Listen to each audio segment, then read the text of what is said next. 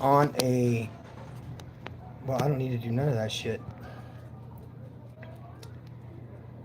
I was gonna put on a like a filter. I don't know. I've never done these before and don't really care. So whatever, we'll stick with that one. Anyway, the sunsets here in Mexico are amazing. Okay, amazing. Every single day we have sunsets that are so spectacular. Every single day we have sunsets in Mexico that are beyond beautiful. Beyond beautiful. Okay?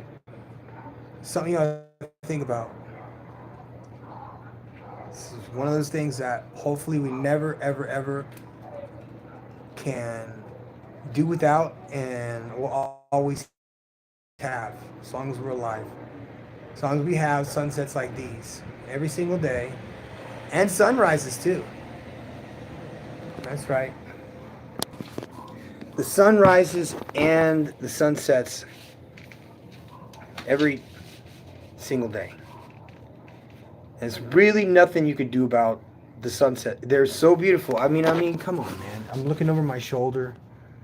You can't get any more beautiful than sunsets in Mexico. Period. Right? Yeah, that's not regard. So what? Okay, so I wanted to say to you guys is that look, the sun rises and the sun sets, and we have no control over the outcomes of how things are going to go during a day. But here it is, it's nighttime, and you see over my shoulder how beautiful the sky is. I have no control whatsoever. I haven't got a chance in hell in changing anything that's happening outside right now. I don't have a chance in hell. And I wouldn't want to. Now, sometimes you guys that are going through like breakups and stuff, especially guys that are going through a breakup and you're not hitting the gym, it's a big mistake because breakups make bodybuilders. And the reason why I bring this up along with sunrises and sunsets is because let's take it for example, this puppy dog right here, okay? This little service dog that we rescued from the street. And so someday this is probably going to belong to some veteran, and I will have to give this dog away after having spent a year and a half training and learning to be a trauma or service dog. And so one day I'm going to have to give up on having this dog around, and it's going to hurt because he's so adorable, you know. And we got him when he didn't even have teeth. Now he's gnawing my arms off, okay? But it's one of the best dogs for therapy. And sometimes you guys need to accept that some of you need fucking therapy. There's no question in my mind that I have always needed therapy, and I've been getting therapy. And I didn't have a breakthrough probably till I was 40 or something like that, 45 maybe. And most people can hit those strides at 30 and know what's going on, but I was still in the military. So when I got out of the military, you don't know what to do. So I'm going to give you guys something to think about, okay? And it comes from, and so just so you guys know, I practice Serbian Orthodox, okay? So that basically is like a kind of it's similar to Baptists, okay? But a little more, I can't, we're different. We don't use instruments and stuff like that. We don't believe in the Pope, okay? So it's not like being Catholic. So anyway, I say this the reason why I say this right here is the sunset. Now, I go into this saying that when you go through a breakup and your heart is fucking on fire, you're feeling that pit of sorrow within you, you feel all the anxiety in your chest and in your stomach. All that is right there is because you have given a woman the position which belongs to God. And I know many of you guys are not religious, and I don't care if you are or not, but there's something special about a man's stomach that when he's hungry, he'll do whatever it takes to please his stomach so he'll have something to eat. Because even the Bible says that every man's God is in his stomach, and he could be driven in any direction by his stomach. And that goes for a relationship can drive you into a good direction or a bad direction. And sometimes when it takes you in a bad direction, Sometimes you need to accept the sunsets and the sunrises for exactly the way they are. And that is, I'm going to bring you back to a guy, his name was St. Francis of Assisi. And he had prayers that were really long, and I found these like things going through antiques. I used to work for an auctioneer when I was a kid, and he had all these boxes of silver, like Catholic stuff. And I didn't know the difference between Catholics or Orthodox, you know what I'm saying? I don't know the difference between any of those religions, or Jewish people or Muslims. I didn't know anything about anything. And so I'm going through this box of antiquities. These things are over 200 years old. And I'm reading the backs of them. And by the way, they're all written in German. So I'm reading the backs of these things, and I get one that becomes the St. Francis Prayer of Assisi. However, it was made for somebody special. And I mean, this is 200 years old, long before Alcoholics Anonymous or any of that stuff. And so when Alcoholics Anonymous came on board, they used that prayer of St. Francis of Assisi. It says, God, grant me the serenity to accept the things I cannot change, the courage to change the things I can, and the wisdom to know the difference. So I'm going to break this down for you guys so that you can understand how this translates to if you go through a breakup or you get fired from a job or something goes horribly wrong, why this shit happens and why you should respond this way to it instead of getting mad. Because I know some of you guys are really fucking emotional, and if shit goes sideways for you, you run away instead of turning and facing these ghosts. Basically, I don't fucking believe in ghosts. Okay, so if a ghost is chasing you, the best way to get away from a fucking ghost is to turn around and face it, and it turns away and disappears, because ghosts aren't real.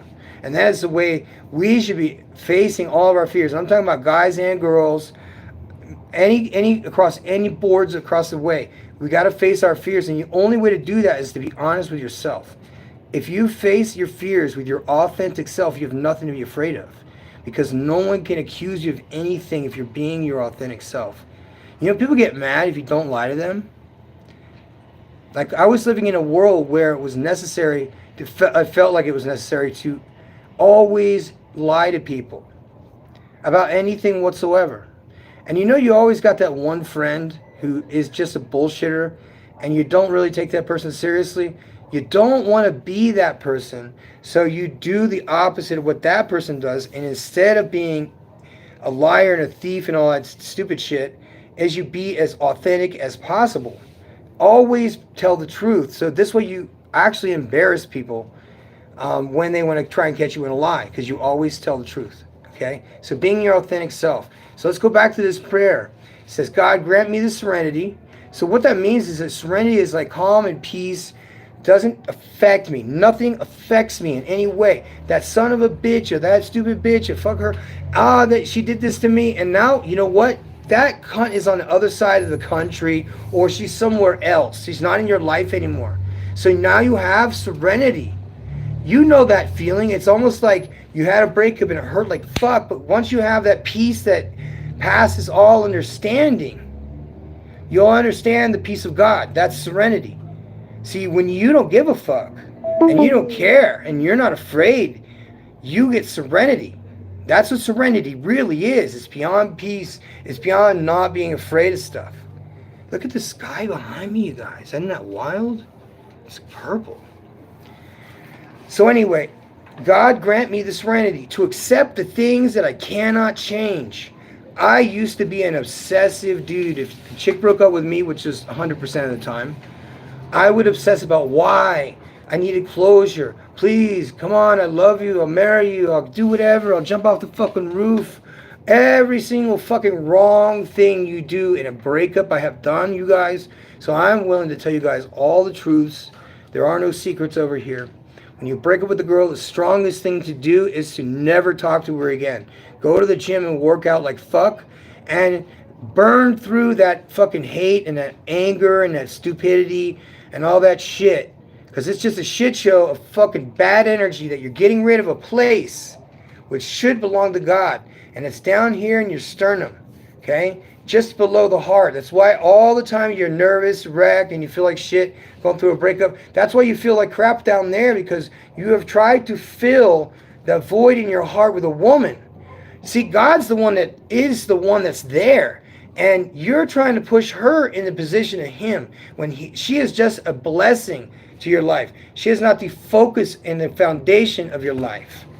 You see what I'm saying? You got to look at her like a gift.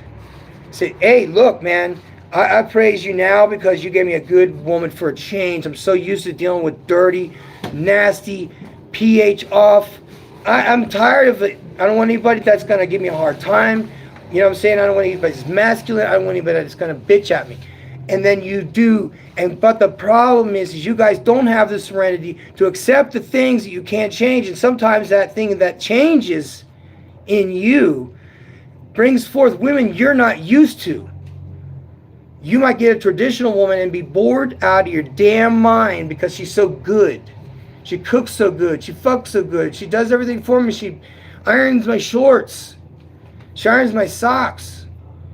And you guys may not be used to that, and that would maybe trigger the womanizer in your mind. So that's why I say, live in such a way and stop being a fucking womanizer. Dude, we don't respect bros that cheat on their wives anymore. Being a degenerate is out now, bro. Being a degenerate, that's just not fucking fly anymore to be a fucking cheater. Fuck that. You know what I'm saying? It's hard enough for us men. You know what I'm saying? So I say, please stand up. If you really want to be a rebel, go with God. Now's the time to like get out of this fucking mindset and be rebellious towards God. Now God's the enemy of the world. Now it's time to be on God's side, who's the winner anyway. And I'm not telling you guys to become religious and go to church, but recognize the change in me that will bring about the resurrection of you. Because listen, if you just take my words that came from this guy that was inspired by God, as so am I now. That is, God grant me the serenity to accept the things that I cannot change. I can't change the fucking sky. Can't change the fact that she left. Can't change the fact that I got fired. Can't change the fact that shit went sideways and I had no control over it.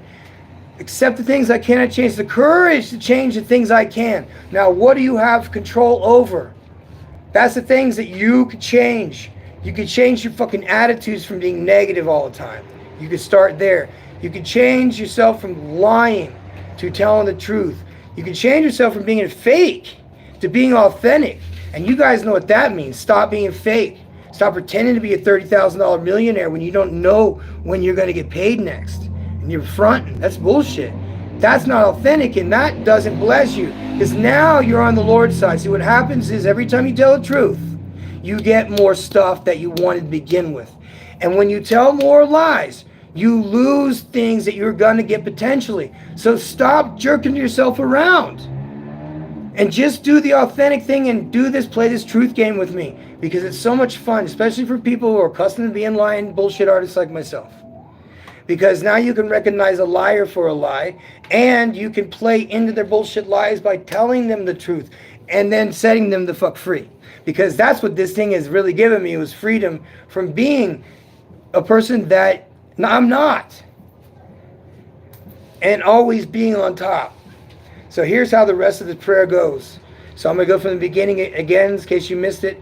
It's, God, grant me the serenity to accept the things I cannot change. The courage to change the things I can. My attitude when shit goes sideways. And my outlook on life, because things are always going to be fucked up. And accepting the fact that things are going sideways, and it means there's going to be a change in my life that's going to be for the better. It means you're going through a valley. A valley siempre. Always there's a valley before there's a peak. There's always a peak before there's a valley. And it doesn't matter how tall or low they are, or how wide or deep those damn valleys are. All you know is that every single time that you're going through something, it's going to get better. It always does.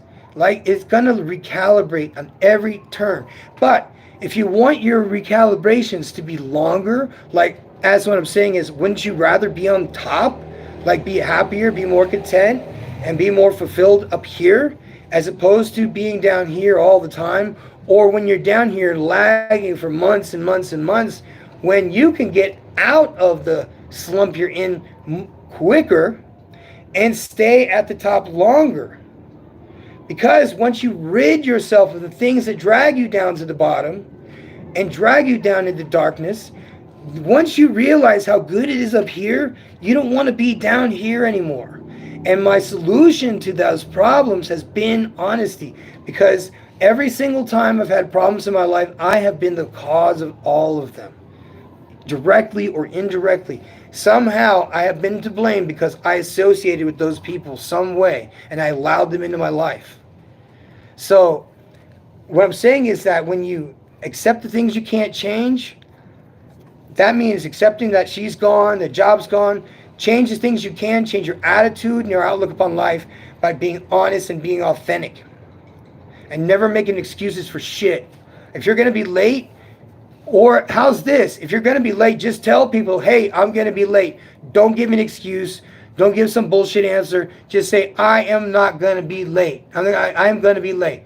Don't tell them how much by. You just tell them you're going to be late.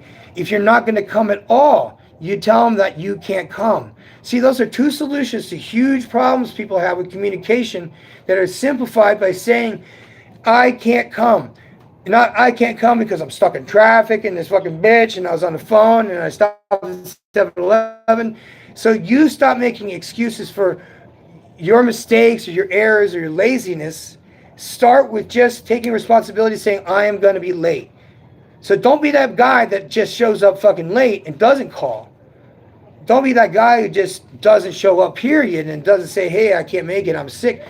You don't make excuses. Doesn't matter if you're sick or not. Because they're always looking for excuses for everybody. So if you always let your yes be yes and your no be no, you never have to make excuses for anything, ever. So that way, the courage to change the things you can are fijo. They're stone-like. They cannot be broken. They can't be ruined. They are firmly in place. They are boundaries that you put in place that do not allow anybody to cross those boundaries. You don't let anybody cross those boundaries. Family, friends, fucking girlfriends, doesn't matter. You draw a line in the fucking sand that says this is unacceptable to me and I'm not going to deal with people who are abusive or who disrespect me. Because it happens to fucking everybody, especially some of you guys who are successful. Because you're going to be given criticism by friends and family. They're going to tell you you're not worth shit. They're going to tell you your ideas are stupid, that you've had them all, and they don't trust you because they don't respect you. And don't talk to those people. Why? Because it's guys like and girls like that are no good at most of everything. And they want to do one thing, and that is wait for you at the fucking finish line. They're not there to help you learn and run alongside the marathon while you're training. No one is helping you train for a fucking marathon. They are waiting for you at the fucking finish line. They might be on the sideline with a cup of water. But most people, in general, are selfish. And they are not there to help you. They are there to help the fucking selves. So if you can accept these guidelines, accept the fact that you can't change those people. You can't change the color of your skin unless you're going darker, which would be me doing injections of Melanotan. But that's irrelevant. You can't change who you really are. You could change your name, but really the deep down you is the one that God gave you. And it sucks to be you sometimes. So that's why I want to encourage you to use the rest of this prayer. Look it up. It's the serenity prayer, period. To accept the things I cannot change. Courage to change the things I can. And the wisdom to know the difference. That means that to have the wisdom to know the difference between you can change, like me, my attitudes and my response to life, and the things I cannot change. She is gone, dude. It's like dropping your keys into a river of fucking molten lava. Let them go, man, because they're gone. And that is the way you want to treat ex-girlfriends, ex-anybody's that has said that you're not enough for them, but let them go. And if you find out that they're cheating, that you be the one that says, no, motherfucker, you can have her. That lets you off the hook with serenity immediately. Because you don't have to live in limbo wondering and all this stuff. The wisdom to know the difference, man. That's what it is. If you want to know, the key to this thing is to have the wisdom to know the things that you can change and the wisdom to know the things you haven't got a chance in hell in changing. Because if you do realize you can't change that stuff, and you realize I've just got to let it go, then you'll have serenity. So I'm going to go through that one more time with you guys so that I can give you guys the gift that I've been given of peace. Okay, so that from now on, you never, never, never have to live with anxiety, fear, depression, or any of those problems, because you can eliminate all of your problems with your own self because they originate with you. Okay, so you ask yourself this question, and you want to be on God's side, because being on the devil's side is everybody right now. Okay, so be the rebel that you really are. If you want to be rebellious, be on God's side right now. Because I remember back in the 80s, we were like anti-God and all this shit. Fuck that. Okay, because I know who's on the fucking winning side. I think I'm going to pick the winning side. I don't care if it makes me unpopular. I don't give a shit. Okay, you can be Serbian Orthodox, whatever you want to be, don't care. I know where I'm going, and I know who I'm on, whose side I'm on, period. And you could be against me for that. It's okay. It's okay to be against the world. I'm not of this world. And maybe you're not either, but you've been running from God probably a long time like I was. And the best thing for you to do right now is do an about face. And ask this prayer of yourself. And just ask God just to come in and help you. That's it. That's it. Come in and help you. I need help right now. And you're not going to get a vocal answer, but you're going to get an answer. Because anything that goes up to God, it does not return to Him void. Especially when you're in a deep, an emotional problem like a breakup, or an emotional or financial problem. You know what I'm saying? Because those are the two areas that messes up the worst. That's romances and finances. And once you get a grip on the things that romances are things that try and replace the place of God, which is in here. And that's why you always have anxiety and pain when you're not near them, or they are cheating and you're feeling this some kind of way. And a lot of those things you're provoking on yourself. So, and what makes things worse is once that happens to you, some guys go for years just hurt and don't give a fuck, and they don't talk to women anymore, and they're just like, they're just all bitches and whores and liars. And a lot of times they're right, because those are the women that those men chose to lay down with. They picked the fucking worst women because that's what we're used to. And if we meet a nice girl, we don't even know what the fuck to do with ourselves. And that's why a lot of dudes cheat. It's because they're so used to damaged goods, that they would prefer to have a girl they know is going to be a piece of shit, but she's going to be awesome in bed, because guys are willing to take that risk. But what's happening is you eventually take that panocha and you put that, now I'm talking about sex, you guys, that becomes your God, because it feels good, because your hormones are going crazy. But all that shit is just useless unless you're having children. And that means you can't control your biology, which makes you a weak man. And if you can't control your biology and your mind is stuck in, you got to go look at the fucking hub all the time, that means that you have problems that have a spiritual fucking root to them. And one of those things, you know what I'm saying, is that Satan rules this world.